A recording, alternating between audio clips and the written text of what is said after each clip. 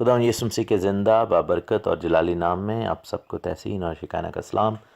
خدا آپ سب کو بڑی برکت دے۔ ہم خدا ان کی تعریف کرتے ہیں، ستائش کرتے ہیں، حمد و ثنا کرتے ہیں۔ بک آف جینیسس اس کے چیپٹر 3 کی ہم اسٹڈی کر رہے ہیں، اور ہم نے کل اس کی ورس 1 کو دیکھا تھا اور اس کے اندر سانپ کے بارے میں جانا کہ سانپ کیا تھا، اور ریپٹیلینز میں سے سانپ جو ہے اس نے اپنے آپ کو پیش کیا کہ وہ شیطان کے لیے گھر بنے، اور بالآخر ایسا کرنے کے باعث اس کو سزا بھی ملی۔ ہم خدا کا بڑا شکر کرتے ہیں، خدا کی بڑی تعریف کرتے ہیں کہ خدا کا کلام ہمیں بہت ساری باتیں سکھاتا ہے، اور برشیت، پیدائش، اتپتی، بک آف جینیسس اس کی اسٹڈی میں ہم نے بہت ساری باتیں سیکھی ہیں۔ یہ جو چیپٹر ہے یہ گناہ کے بارے میں ہمیں بتاتا ہے کہ کس طریقے سے زمین پر پہلا گناہ کیا، اور گناہ تب دنیا میں نیا نہیں تھا، کیونکہ اس سے پہلے لوسیفر نے بھی تو گناہ کیا تھا جو آسمان میں تھا۔ ہاں، زمین پر پہلا گناہ جو ہے وہ یہ ہوا، اور اس کے پیچھے کافی سارے ریزنز ہیں، کافی ساری چیزیں پوشیدہ ہیں۔ یہ جو کنورسیشنز یہاں پر ہوئی ہیں چیپٹر 3 میں، ان کو ہم سیکھیں گے۔ ایک اور چیز یہاں پر آپ کو بتاتے چلیں کہ یہ آزمائش جو تھی ابلیس جو لے کر آیا، اس میں اس نے خدا کے کلام کو، وہ حکم کو جو خدا نے دیا تھا، اس کو مس یوز کیا اور مس انٹرپریٹ کیا، اور یہی چیز جو ہے ہم دیکھتے ہیں کہ خدا یسوع مسیح ناصری کے ساتھ ہوئی، جو کہ دوسرا آدم ہے۔ بہت سارے لوگ کئی دفعہ یہ سوال کرتے ہیں کہ دوسرا آدم جو ہے، یا خدا یسوع مسیح ناصری کو ابلیس نے کیوں آزمایا، یا اس واقعے کا ذکر کیوں ہے، کیونکہ آزمائشیں تو بہت آئی ہوں گی۔ جو بھی خدا یسوع مسیح کی زندگی کے 33 سال جو ہیں دنیا میں گزارے انہوں نے، تو آزمائشیں تو کافی آئی ہوں گی، لیکن اس واقعے کا ذکر کیوں ہے؟ تو اس واقعے کا ذکر اس لیے ہے کہ خداوند یسوع مسیح نے ایز اے سیکنڈ ایڈم، باپ آدم کو ریسٹور کیا۔ وہاں پر جو کچھ وہاں پر ہوا ہے وہ اسی چیز کا نشان ہے، اسی چیز کا کہہ لیں کہ پیش خیمہ ہے، جو کہ ہم نشان ہے، جو کہ ہم دیکھتے ہیں کہ جہاں آدم اور حوا فیل ہو گئے باغ عدن میں، وہیں پہ خداوند یسوع مسیح ناصری نے ابلیس کو وہاں پر شکست دی، اور ابلیس کی اسی چال کو جس سے وہ دوبارہ گمراہی کی آزمائش لے کر آیا، اس کو کلام مقدس ہی کے وسیلہ سے موڑ دیا اس پر۔ تو ہم دیکھتے ہیں کہ ابلیس جو ہے وہ کلام کو ٹوسٹ کرتا ہے، کلام کو گمراہ کرنے کے لیے اپنے طرح اس کو اپنے انٹرپریٹیشنز کے ساتھ پیش کرتا ہے۔ That's a very dangerous thing, اور اسی لیے میں ہمیشہ لوگوں سے، بہنوں بھائیوں سے گزارش کرتا ہوں کہ آپ کبھی کلام کو ری انٹرپریٹ نہ کریں اور اپنی سوچ کے مطابق انٹرپریٹ نہ کریں، کیونکہ یہ نقصان پیدا کرتا ہے اور اس سے ابلیس کو موقع ملتا ہے، جیسا کہ کلام مقدس میں بھی آیا ہے کہ وہی پرانا سانپ اژدہا ابلیس جو ہے وہ گمراہ کرتا ہے لوگوں کو۔ یہاں پر ہم دیکھتے ہیں پہلی آیت میں کہ وہ بہت چالاک تھا سانپ، اور اس نے عورت سے کہا کہ کیا واقعی خدا نے کہا ہے کہ باغ کے کسی درخت کا پھل تم نہ کھانا؟ اب یہ دیکھیں کہ جو پہلی چیز یہاں پر ہمیں نظر آتی ہے وہ یہ ہے کہ کلام مقدس کو ٹوسٹ کیا گیا ہے، کلام مقدس کو یہاں پر بگاڑا گیا ہے۔ خداوند کے کلام کو ٹوسٹ کیا، اور جو چیز خدا نے نہیں کہی اس کا الزام جو ہے وہ خدا پر لگایا گیا، حالانکہ خدا نے ایسا بالکل بھی نہیں کہا تھا۔ خداوند نے کہا تھا کہ تو باغ کے ہر درخت کا پھل بے روک ٹوک کھا سکتا ہے، لیکن نیک و بد کی پہچان کے درخت کا پھل کبھی نہ کھانا۔ تو ایک درخت کی ممانعت تھی، سب کی نہیں تھی، لیکن ابلیس نے جو ہے عورت سے کہا کہ کیا واقعی خدا نے باغ کے کسی درخت کا پھل کھانے سے منع کر دی؟ اب یہاں پر 2-3 چیزیں ہیں۔ ایک تو ہم نے دیکھا کہ کلام کی ٹوسٹنگ ہوئی ہے، کلام کو غلط جو ہے انداز میں پیش کیا گیا اور کنفیوژن کریٹ کرنے کی کوشش کی، کہ سو شیطان جو ہے وہ کنفیوژن کریٹ کرتا ہے، اور خدا جو ہے وہ کلیئرٹی کا خدا ہے۔ یہاں پر اس نے اس کے مائنڈ کو کنفیوز کر دیا۔ اگر حوا جو تھی اس کو ڈائریکٹ پوچھا جاتا کہ خدا نے کس درخت کا پھل کھانے سے منع کیا ہے، تو حوا نے بتا سکتی تھی کہ فلاں فلاں درخت، لیکن ابلیس نے جو ہے وہ ایک دم الٹا سوال کر کے ڈالا۔ بہت سارے بہن بھائی بھی ایسا کرتے ہیں کہ وہ جان بوجھ کر کنفیوژنس کریٹ کرتے ہیں تاکہ گمراہی پیدا ہو۔ ایک اور ٹیکنیکل فالٹ یہاں پر ہے جو کہ آدم کی خدمت میں نظر آتا ہے کہ یہاں پر عورت سے کوشچن کیا جا رہا ہے، اور آگے جا کر جب ہم پڑھیں گے 6 آیت میں تو یہاں پر اردو میں شاید زیادہ بہتر نظر نہیں آتا، لکھا ہے کہ اس نے اپنے شوہر کو بھی دیا اور اس نے کھایا، لیکن انگلش ٹرانسلیشن جب ہم پڑھتے ہیں تو لکھا ہے کہ through out the conversation Adam was there, اور لکھا ہے کہ اس نے جب پھل لیا اور آدم کو بھی دی، she gave it to Adam who was with her. تو بائبل ہمیں یہ بتاتی ہے کہ آدم وہیں پر تھا لیکن آدم نے کنورسیشن کو ہینڈل نہیں کیا. سو یہ جو اسپرٹ آف جیزبل ہے یہاں پر کام کرتی ہوئی نظر آتی ہے، کیونکہ آپ یہ دیکھیں کہ ایزبل جو تھی وہ اخیب کے اوپر حاوی تھی، اور اخیب جو تھا وہ نیچے تھا، اور سارے معاملات کو وہ ڈیل کرتی تھی. تو بائبل ہمیں یہ سکھاتی ہے کہ who is the head of the house. تو لکھا ہے کہ مسیح کا سر خدا ہے، اور مسیح جو ہے وہ مرد کا سر ہے اور مرد عورت کا سر ہے. سو یہ جو چین ہے ایسے چلتی ہے، اس لیے خداوند کے کلام میں لکھا تھا کہ عورت بے سر ڈھکے نبوت یا منادی نہ کرے، دعا نہ کرے، مینس کہ جب اس کی ہیڈ کورنگ اس کے پاس ہے تبھی وہ سب کچھ کر سکتے. لیکن یہاں پر ہم دیکھتے ہیں کہ عورت کو یہ چاہیے تھا کہ وہ کہتی کہ جی ہولڈ آن، آپ نے یہ سوال پوچھا ہے، بڑا اچھا سوال ہے، تھینک یو ویری مچ، لیکن میرے شوہر جو ہیں یہ میرے ساتھ کھڑے ہیں، آپ ان سے پوچھ سکتے ہیں، کیونکہ ان کے ساتھ کنورسیشن ہوئی ہے خدا کی، اور خدا نے ان کو ڈائریکٹ حکم دیا. سو بائبل میں یہ بھی لکھا ہے کہ اپنی ہی نظر میں تو عقل مند یا دانش مند نہ ہو، کیونکہ کئی دفعہ یہ چیز نقصان کا باعث ہوتی ہے. تو یہاں پر آدم کی طرف سے پیسیونیس نظر آ رہی ہے، آدم کی طرف سے ایہب اسپرٹ نظر آ رہی ہے، آدم کی طرف سے کوتاہی نظر آ رہی ہے. وہ چوک گیا نگہبانی کرتے ہوئے، یعنی کہ وہ باغبانی تو وہ کر رہا تھا لیکن اس نے نگہبانی نہیں کی. اس کو چاہیے تھا کہ وہاں پر حکمت کا مظاہرہ کرتا. اور اگر آپ یہ دیکھیں نا کہ جیسے ایسے ہی ہے کہ somebody has knocked at the door، کسی نے دروازے پر دستک دی ہے اور آدم کے ہوتے ہوئے ہوا نے کنورسیشن شروع کر دی. تو یہاں پر آدم کو ٹیک کنٹرول کرنا چاہیے تھا کہ لک جو بھی ہے اس کا نام نقاش تھا، سانپ سے کہنا چاہیے تھا کہ بھائی بات یہ ہے کہ خدا سے میری بات ہوئی، اور پہلی تو بات یہ ہے کہ تمہیں غلط سوال ہی بڑا غلط کیا. تو یہ چیز ایسے نہیں کرتے، ایسی بات نہیں کرتے. بات یہ ہے کہ تمہیں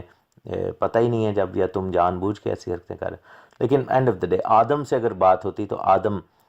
جو ہے وہ ڈائریکٹ اور سیدھی بات کرتا، کیونکہ خداوند نے ڈائریکٹ آدم کو حکم دیا تھا. سیکنڈ وہ جو چائنیز وسپر والی بات ہے کہ سیکنڈ سورس آف انفارمیشن سے بات کی جا رہی ہے. اچھا، جواب میں حوا نے اور شیطان نے بھی یہی دیکھا کہ سسٹم کو بگاڑ دینا چاہیے. شیطان نے بیسیکلی، شیطان یہی کرتا ہے کہ وہ ایمپاور کرتا ہے رانگ پرسن کو، تاکہ وہ پرسن جو ہے وہ غرور کا شکار ہو اور بالآخر وہ گر جائے. یہی ہوا کے ساتھ ہوا کہ جب ہوا سے سوال جواب شروع ہوئے تو ہوا نے اپنے آپ کو ویلیوبل جانا، اور اس کو لگا کہ شاید مجھے بڑی ویلیو مل رہی ہے، مجھے بہت زیادہ یہاں پر جو ہے فوکس میرے پہ ہو رہا ہے. ہو سکتا ہے کہ ہوا دیکھتی ہو کہ خداوند جب آتا ہے تو آدم سے بات کرتا ہے، کیونکہ خداوند کا طریقہ یہ ہے اور برکت اس کے تھرو فلو کرتی ہے.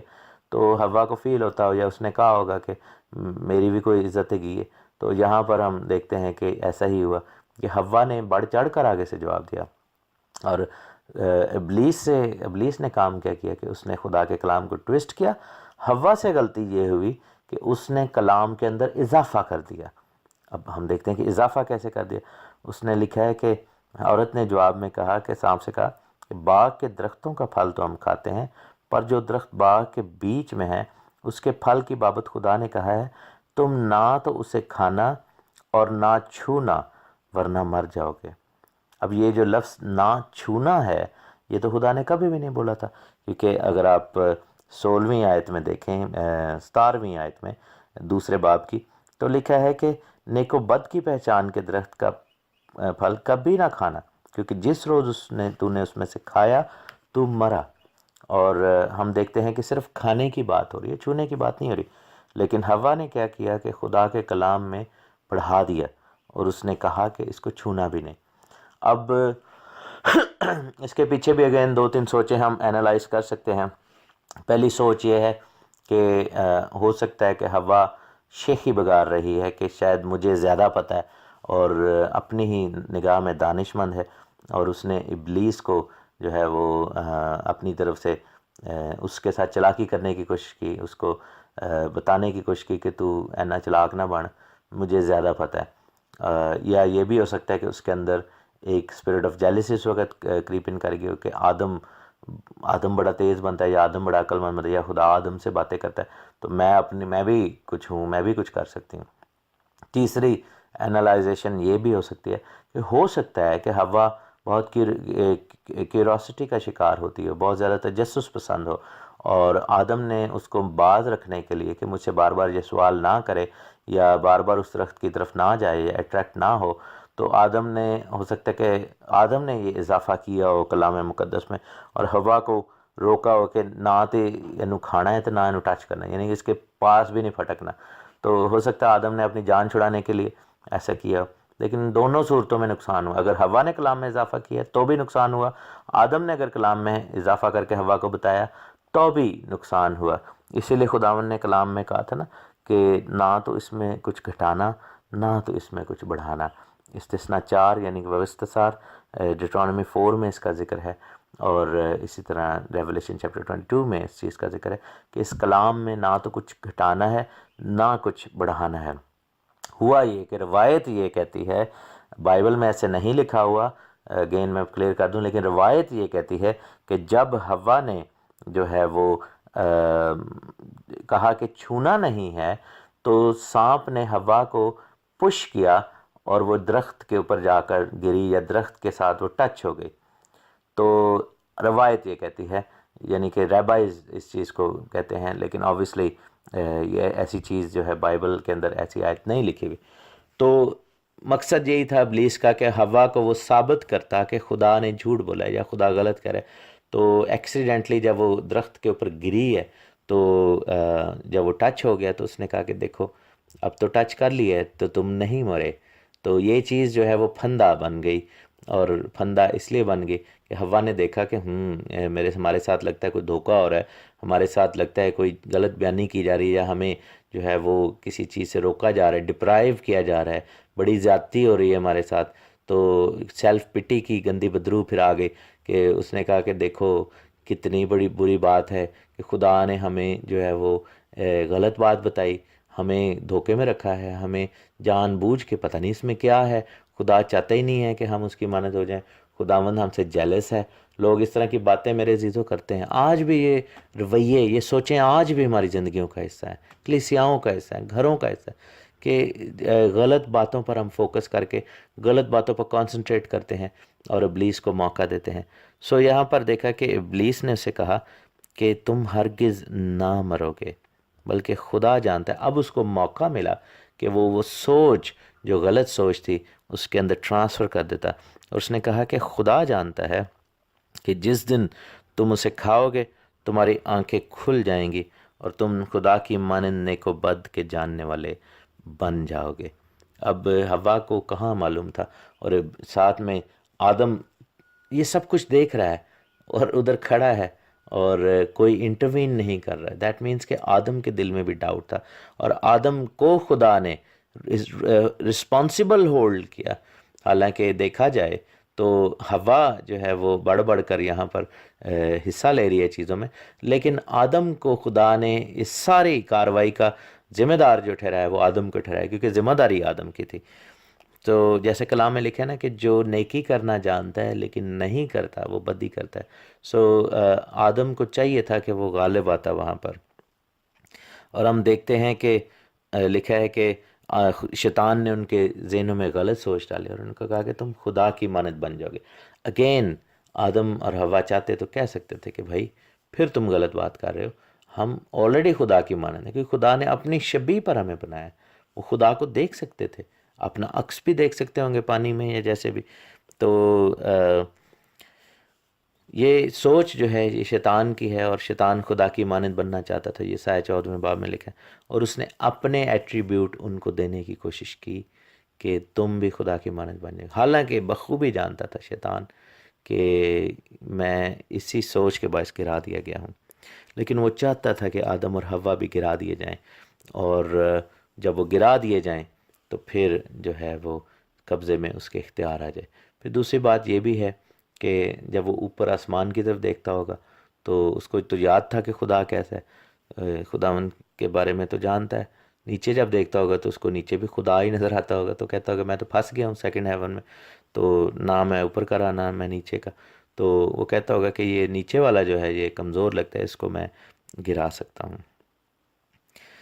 آج ہم یہیں پر ختم کریں گے۔ مجھے معلوم ہے کہ میں نے ابھی آدھی بات بتائی، لیکن میرے زید وقت ہو چلا ہے، اور خداوند آپ کو بڑی برکت دے۔ کل ہم 6 آیت سے آن ورڈز پڑھیں گے۔ خداوند آپ کو بلیس کرے، آمین۔